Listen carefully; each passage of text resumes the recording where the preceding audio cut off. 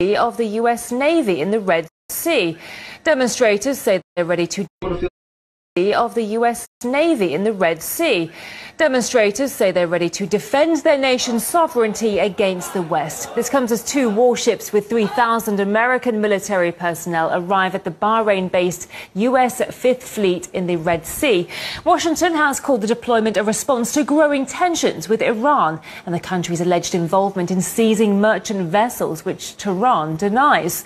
However, the U.S. itself has detained an Iranian sea tanker, which is now docked off the coast of Texas. Yemen has warned the American Navy against getting too close to the country's waters. We tell the United States government and its accursed President Joe Biden, your Navy fleets do not and will never scare us. America depends and relies on its military power on the ground. However, we depend on God the Almighty, who possesses power over everything on the ground and in the heavens. My message to the aggressors in the Red Sea is this: pull back your Navy fleets now, because by the will of Allah, your ships and fleets will be destroyed and will sink into the Red Sea. This is your last warning. We are ready to take this fight with them to land, air and sea.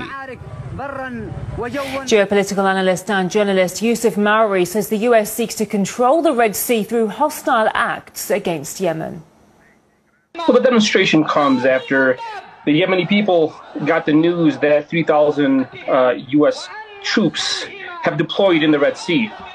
And this is something that they took out to the streets today to strongly condemn, strongly denounce, and to send a very clear warning to the U.S. Biden administration. And that message is the Yemeni people, the Yemeni army, and the Ansar Allah movement, the Houthis, they're ready to defend their land. They're not going to accept the continuous exploitation by the U.S. and Western powers over Yemeni land and over Yemeni territorial waters. Well, this protest comes after, the deputy minister at the foreign ministry sent a very clear warning to the U.S., and that is, if they continue to approach Yemeni waters, then they will face the costliest war they have ever been involved in. And that's a very significant statement by the deputy minister, and perhaps that's an indication that the Yemeni army is fully prepared to counter and to protect their territorial waters from any foreign invaders. I think the majority of the Yemeni people, they believe that the U.S. wants to control the Red Sea so that they can continue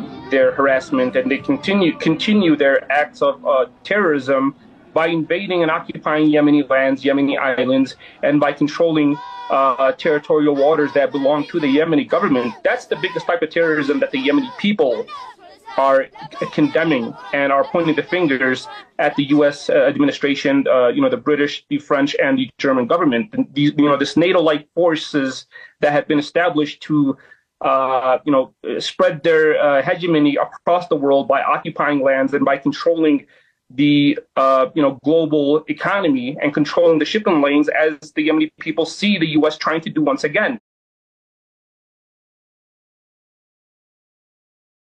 As the Yemeni people see the U.S.